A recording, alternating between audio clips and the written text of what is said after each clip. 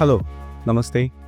Welcome to the next episode of CGI Talks. With growing life and times, bureaucracy becomes a part of everyone's life. And it becomes even more complicated with a lot of questions.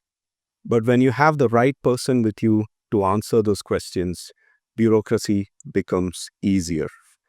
Today, we have an eminent personality among us in the Indian diaspora who has been in this legal industry for a long time and is available for this particular podcast to answer those questions of certain areas that we have listed for the day. So with that, I'd like to welcome Mrs. Sunita Patnis Ot Hello. for this session. Namaste, ma'am. So we can share more details about two major topics that we decided and also the diaspora-based activities that is happening. But before getting into that, let's start with your background, your career journey in a sense. So how did it start? Because I hear that you had practice also in countries other than India and Germany, also in UK. So how did that journey for you happen, Sunita ji? See, the motivation to work as a lawyer, I think it started in my childhood days. When I was young, I loved to argue. Okay. And I could draft also very well. So everybody in the family used to say, oh, she is going to be a good lawyer. Also, little bit influence once the Bollywood films, when I used to see the defense lawyers defending the innocent people, I was really quite excited. So joking apart, it went like I developed like that, and then I did my legal studies in India. Then I went to UK for doing my masters. There I met my husband and Dr. Diakoto. After that, we got married and I came to Germany. After coming to Germany, I did my solicitor's exam, the qualified lawyer's transfer test in UK. And then I got my first job here. So since last 28 years, I'm working in Germany. First, I worked with a German law firm in Stuttgart. Then I worked in a UK law firm for 4.5 years. And then I started my own practice. Okay.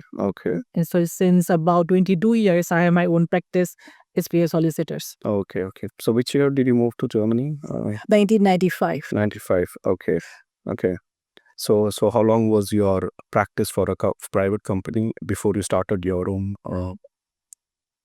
In Germany. In Germany. In Germany, I worked I worked for 6.5 years in Germany. So it was very good for me to have the German experience, working like a training as a German lawyer and training with a UK lawyer afterwards. Okay. See, coming from India, I was trained to find flexible solutions. Also differentiate between jugaad and the business and all these things. As Indian lawyers, we always have to also find alternative solutions. Yeah. In Germany, the German training, it was about accurate law advice. Yeah. The drafting had to be precise. Yeah. And accuracy to the extent that it was always said, man darf keine Fehler machen. So you should not make any mistakes because also of the liability issues. Mm-hmm. But that helped me a lot to understand the German system and also the mindset of the German clients. Okay. And in the English, I worked with the English law firm where I was trained in the English working system, where together with all other training factors, profitability was very important of the advice. Understood. So we used to make a joke that every word we speak costs money. So but I think now that was like, I'm talking about this system like about 25 years back. Now the standards of the training in all international law firms are more or less same across the globe. Got it. So did you have to do some separate certification exams when you were moving from that UK law, the English law, to the German laws? Yes. At that time. Okay. Yes, and it is still like that. See, only German lawyers, German registered lawyers can work in Germany as attorneys, as Rechtsanwälte. Okay. For example, the rule is here that people who have studied law, so the law studies is 4 years at the university, and then there is a 2 years training. After this training, they do the second bar exam, and only then they can practice law at the court, at the court. Okay. So that way, when I came to Germany, I didn't have a professional qualification. I had academic qualifications with experience in Indian law. So I did my solicitor's test that time. It is called the Qualified Lawyers Transfer Test. So any Indian advocate with more than 2 years experience could do this test and then become a solicitor. And being a solicitor in England, then I could register here as a foreign attorney. And being a foreign attorney, then I could advise on the Indian law or work as an attorney here. But still, I was not allowed to work as a German Rechtsanwalt. Okay. So 2 years before Brexit, then if somebody has worked here for many years and advised in the German system, then what can ask for a registration as a Rechtsanwalt, and then I could because I had worked in Germany for many years, and I had a European qualification as well. I got registered as a Rechtsanwalt. Okay, got it. So, if someone from India who has already done the LLB, and if they are looking for this as a career choice, will they have to go through the same process of first gaining experience here and then trying to certify yourself, or is it the other way around? First get those tests passed and then experience? Oh, Yes, if any Indian lawyer wants to work in Germany as a registered attorney, then that person will have to do the studies and these bar exam. okay. Okay, in today's world, Indian lawyers coming from India can also work as commercial attorneys, so in the corporates. Okay. So they can work as foreign lawyers. So this is applicable to all non-EU lawyers. EU lawyers can practice, there are different rules. But specifically for Indian lawyers, with those aspiring lawyers who want to work in Germany, I would give 2 advices. The first thing is they should be fluent in German. It is always said that lawyers should be able to read between the lines. So that's very important. Anywhere in the world you go, this is extremely important. So fluency in German language is there. And secondly, try to get some European qualification or do some masters in law or there are many courses available now. Sure. And with this qualification, they will have the basic understanding of the German or European legal system, and they can also work in international companies and councils. Okay, got it. So, before getting into the topical part of this, just to understand your profile and also for the viewers who may be seeing you for the first time. So, are there any particular areas in the legal system that you're focusing in your current practice? Yes, I am actually, my practice is actually a niche practice, and I'm focusing on immigration law. So I'm advising many Indian companies on the work permit matters for their IT specialists, and also international commercial law. So when the startups from India or some other companies are also coming to Germany, then I advise regarding also how to make a strategy about entering the German market, that is to form a branch office or a GmbH or some related matters. Understood. Okay, got it. Okay, perfect. So now let's get into the topic in parts, and we picked up 2 topic, and one of the main topic that we thought of discussing was this concept of Vorsorge, Vollmacht, or power of attorney as we know it in India. So let's get into the details of that. Now, in general, when you talk about power of attorney, there is this two aspects. One is the durable one, which is more into your financial based decisions. And then you have the health power of attorney where it comes to diseases or any medical conditions. So in Germany, are these 2 different ones, or can you combine these 2 power of attorneys or Vorsorge, Vollmacht as one? You see, in Germany, you can do different power of attorneys. You can do as many power of attorneys as you want, but it is always advisable to do one compact power of attorney, the Vorsorgevollmacht, which is the lasting power of attorney. The reason is very simple. You see, in case of any unforeseen event, if one person is incapable of making a decision about his health, any medical decisions or financial decisions, there has to be somebody who holds power of attorney to make these decisions. Okay. In Germany, everybody is like why is not automatically entitled to make medical decisions for her husband. After Corona, they made a law that time that maybe for 6 months a wife can make a decision for the husband, but it is not permanent nature. Also regarding financial matters. Mhm. So therefore, it is, and especially people who the foreigners who are staying here, they don't have many relatives here or friends here, and therefore, in my opinion, every foreigner who's staying here for a short-term or long-term basis should have this power of attorney. There are people whose parents are traveling here for 3 months, 6 months. They should have this power of attorney from their parents, so the children are able to make decisions regarding their parents should something happen. I'm sorry, can you come back to that? Parents who are traveling here or kids with parents? No, the both ways. See, there are many Indian parents are visiting their children once a year, once in 2 years, for 3 months on the tourist visa. And so with the parent, these parents are older. If something happens to these parents, their children who are working here, they automatically do not have a right to make a decision for the parents. So if these parents had given this power of attorney, it becomes easier. Same way now here there are people who are living here since 15, 20 years. Their children are staying in other cities. Yeah, they are alone. So these children should give the power of attorney to their parents. Same way the parents will give the power of attorney to the children. So if something happens, they are informed.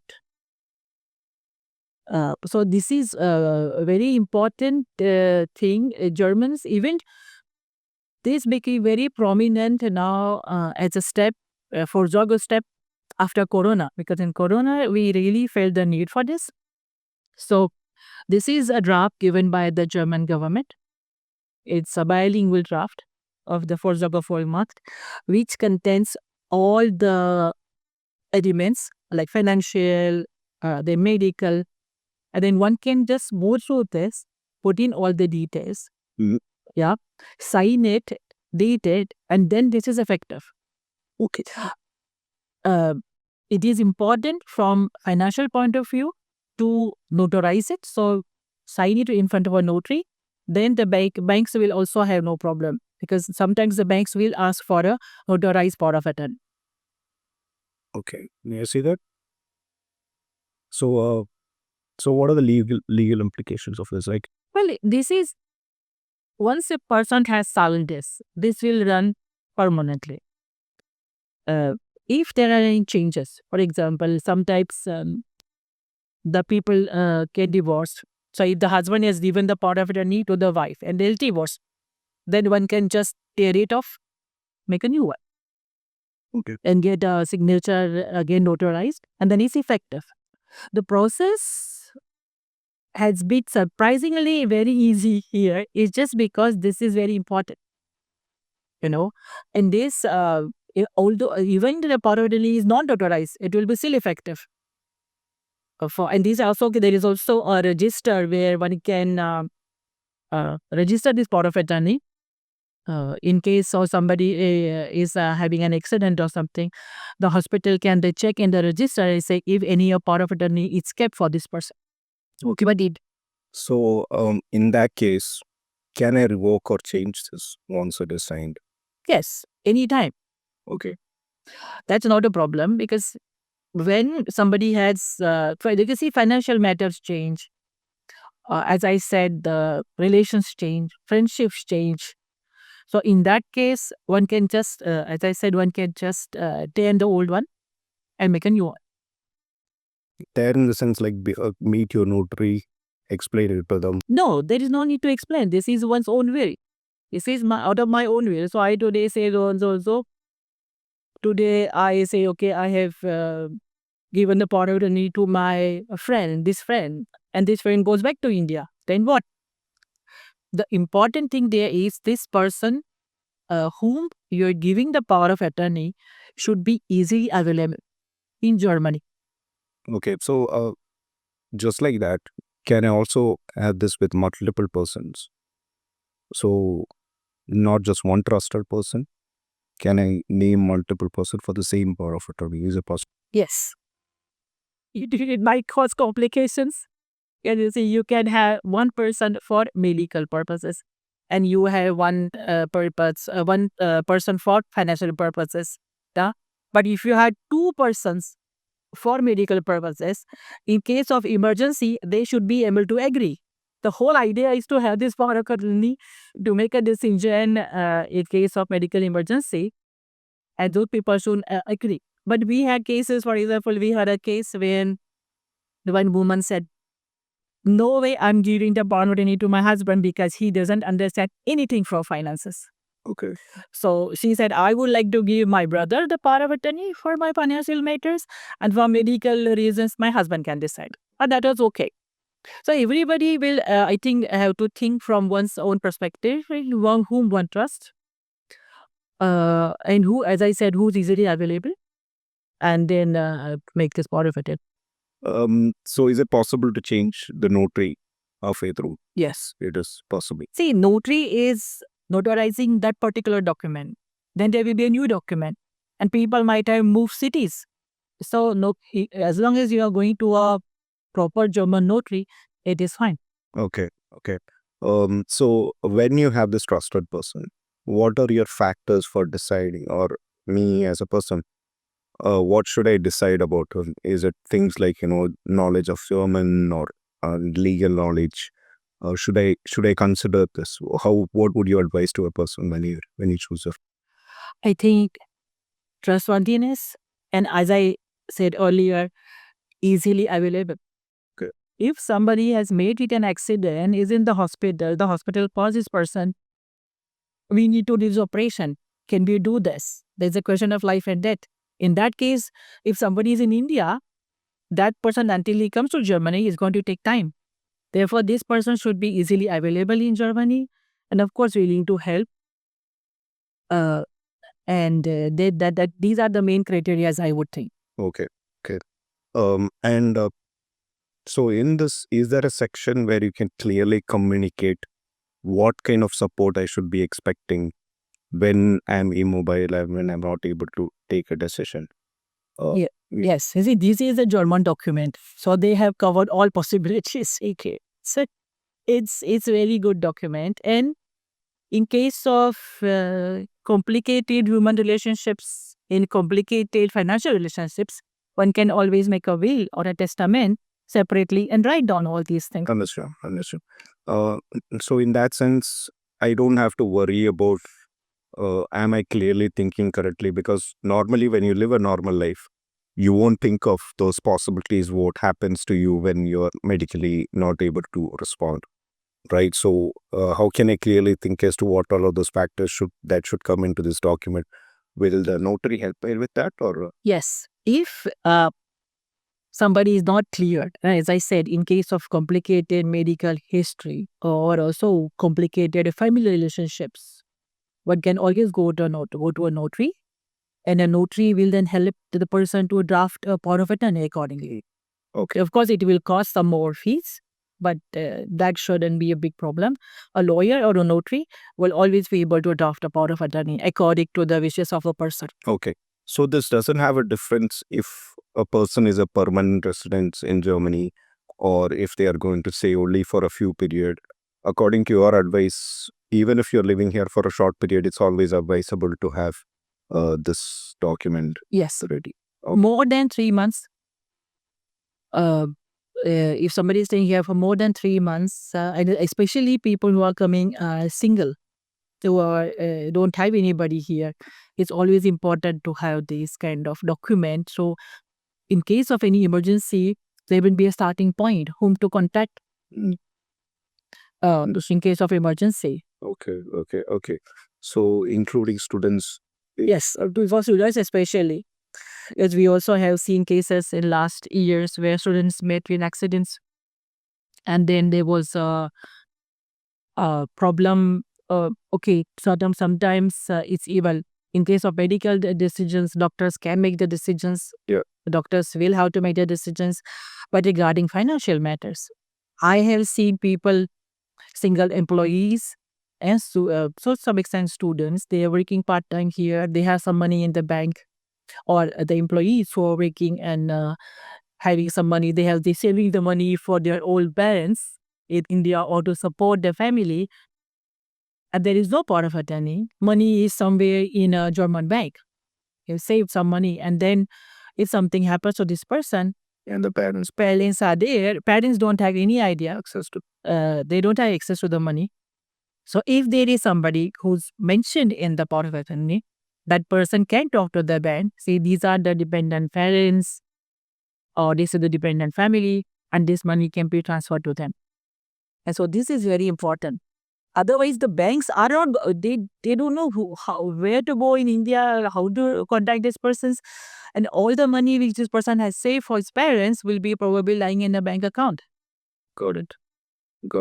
The bank will make an effort, but this all is taking a lot of time. Right. So if we have a clear instruction that this is something happens to me, this should happen like this person should be appointed as a power of attorney holder, and he should then bring this money to my parents. That's easier. So the purpose of this person's work is also served. Okay, understood.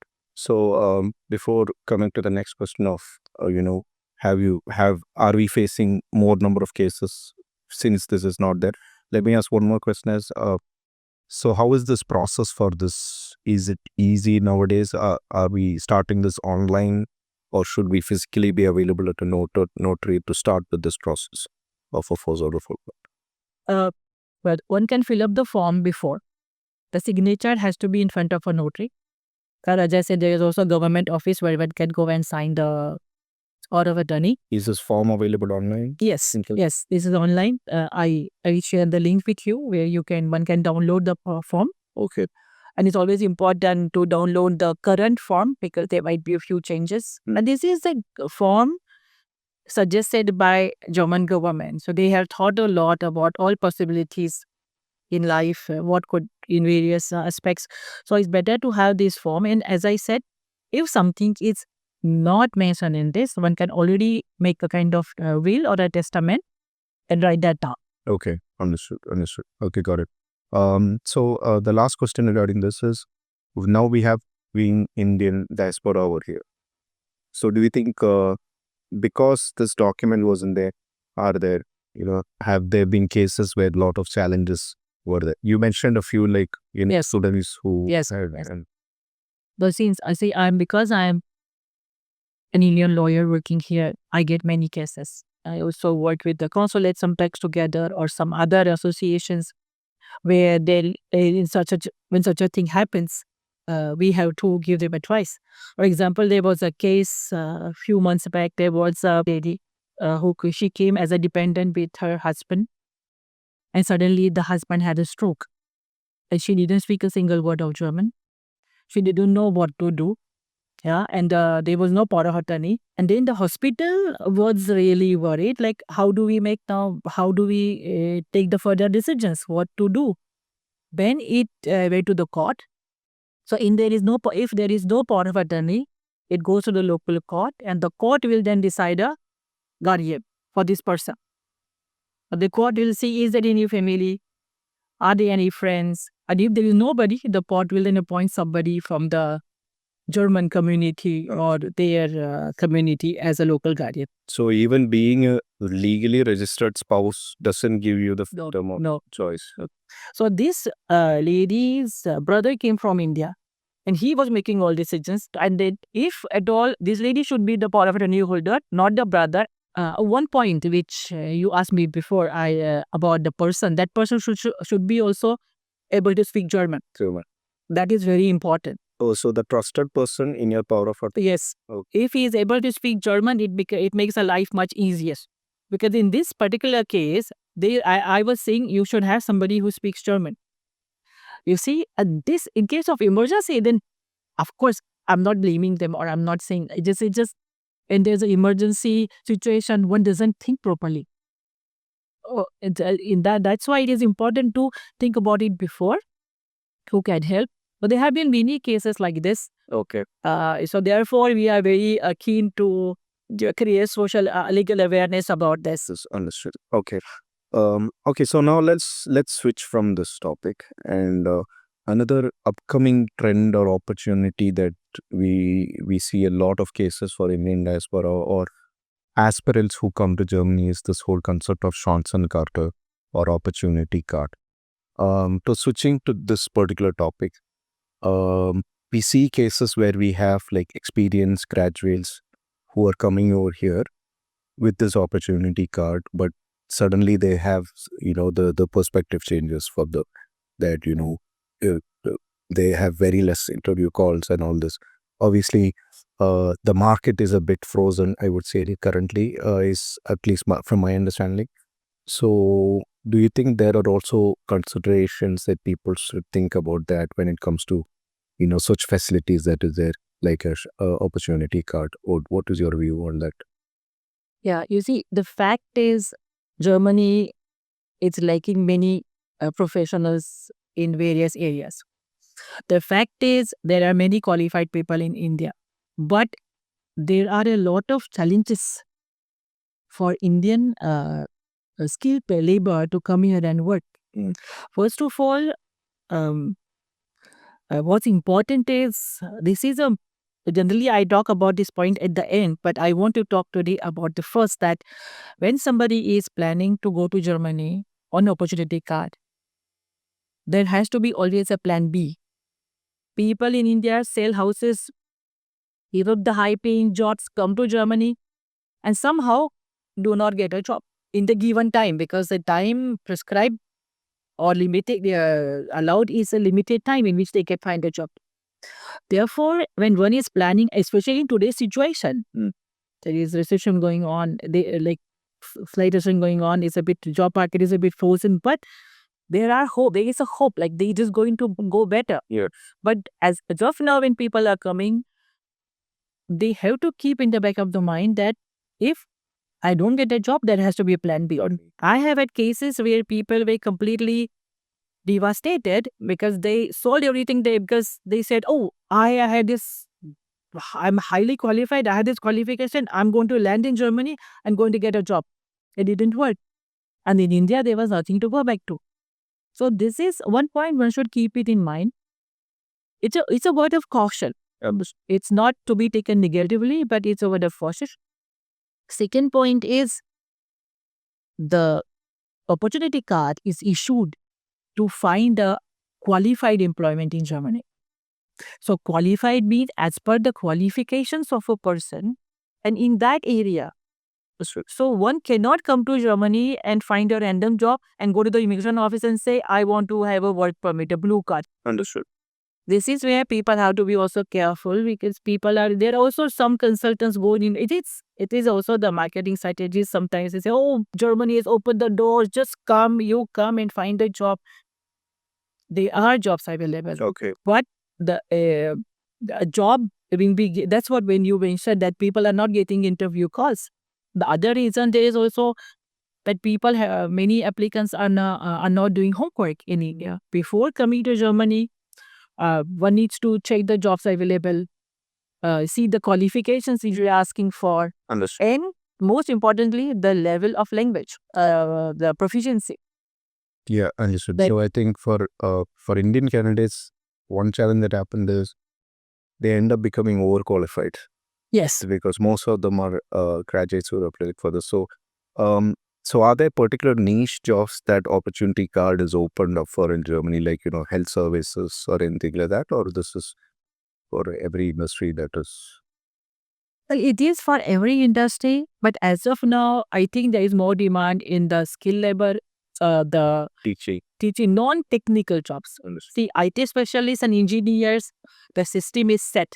Understood. Yeah. I have seen last 20, 25 years, I have seen the whole process of blue card being streamlined. Understood. So IT engineers come to Germany. Our engineers come on Sunday. They land on Sunday. They start working on Monday. Yeah. Yeah. Because the technical skills are more important than language or the local skills.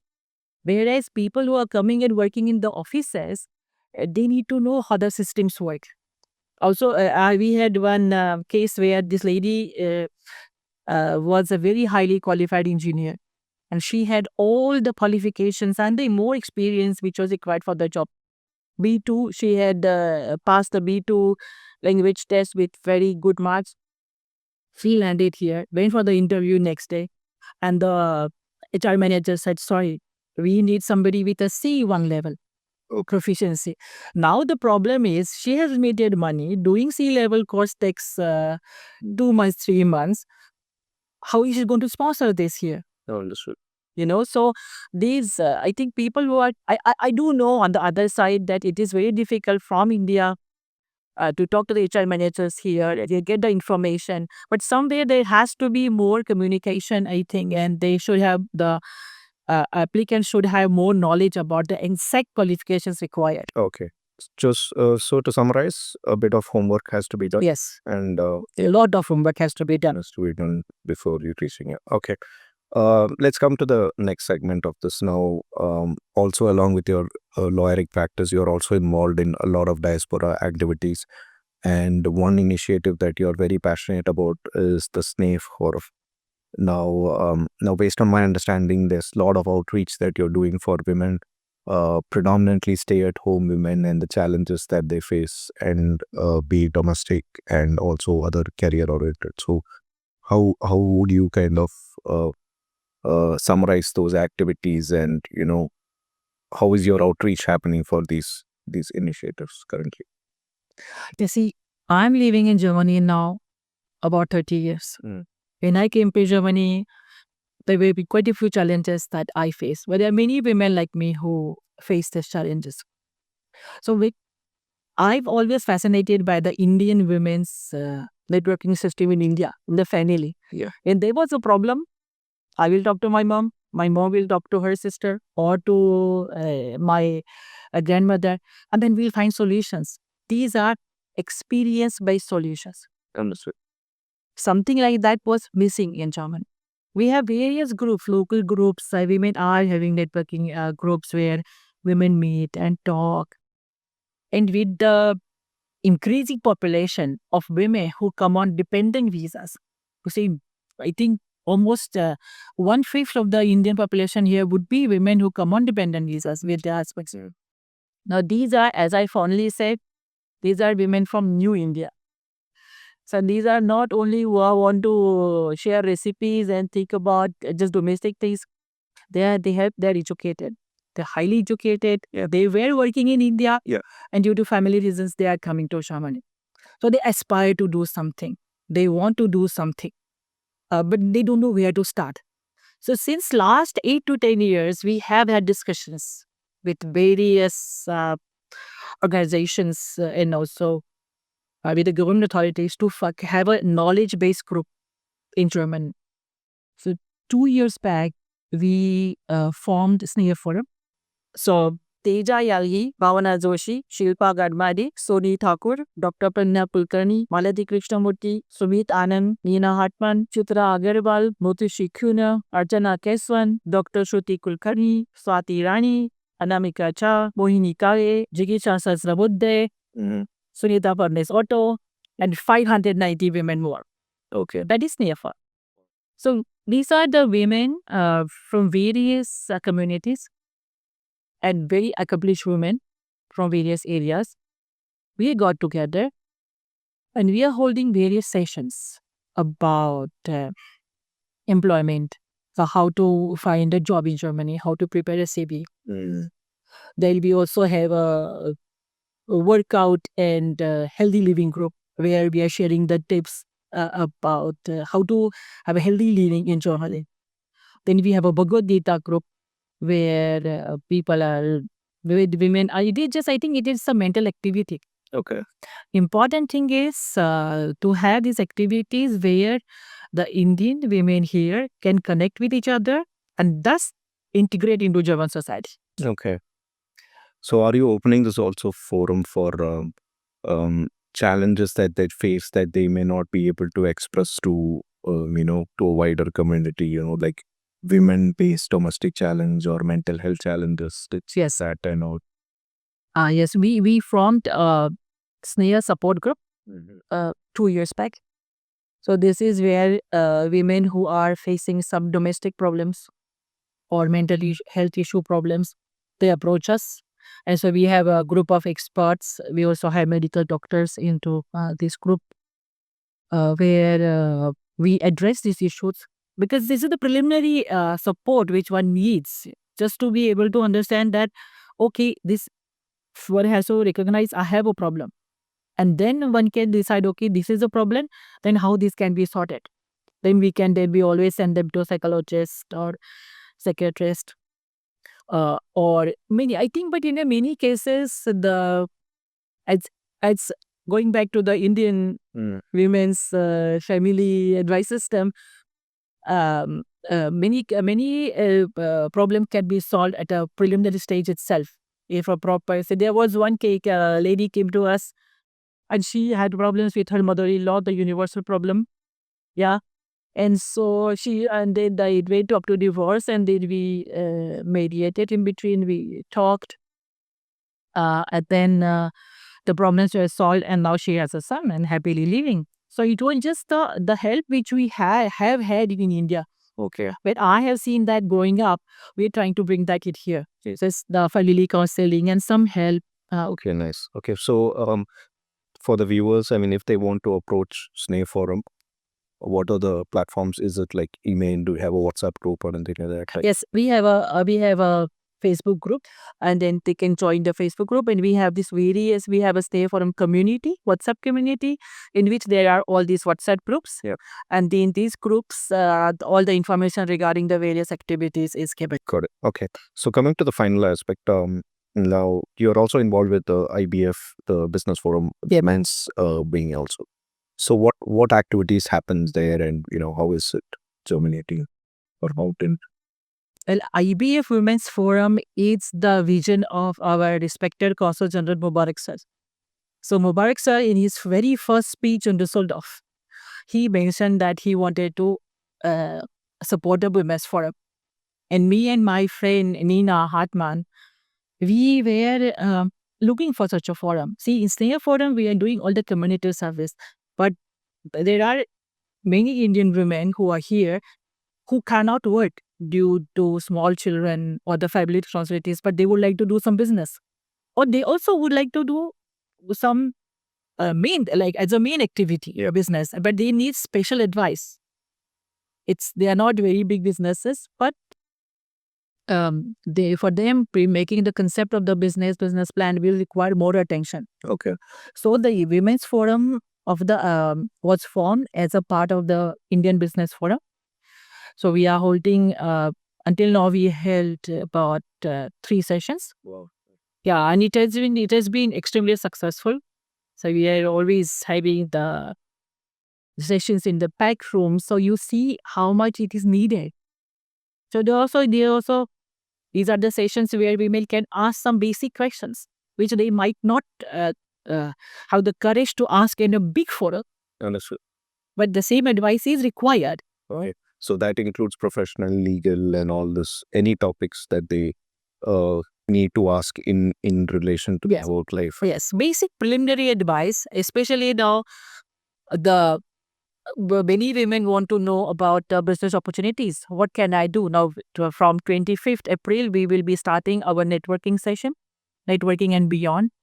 So 25th April, we will have 2 very prominent speakers who will come and then speak, give the idea, okay, these are the areas where there are chances of doing some business, a micro business or a small business. But this will keep the women busy, and they can also can be successful with proper guidance. Understood. And this goes back to your point of mental health or mental stability. You know, the whole idea of Sneha Forum, Women's Forum, is also to give a platform or a forum to the stay-home women to get engaged. You see, in Germany, when somebody comes to Germany, there is going to be loneliness. Yeah. And then loneliness or empty mind, these are the first reasons Sure. of mental instability or the mental health issues. Of course, there could be in some cases medical reasons.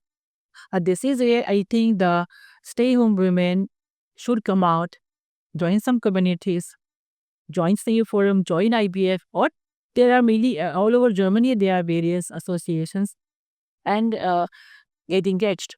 You know, it is always said that Indian women have a little bit problem of coming out of their comfort zone compared to Chinese women, American women. But as I said, these are women of New India. Yeah. And they aspire to do something, and they should follow their dreams. All right. So I think that's a good note to end this discussion, ma'am. You and the topics that you discussed is even more than this 30-40 minutes that we've discussed, I know. So I'll share the links, details over this video so that people can get in touch with you or Sneha Forum and the Women's Forum so that more awareness is there. And as you said, people can keep networking and grow. You can grow and also keep growing in this community. So once again, thanks. Thank you very much for your time and looking forward to more of your initiative. Yes, thank you very much. Thank you.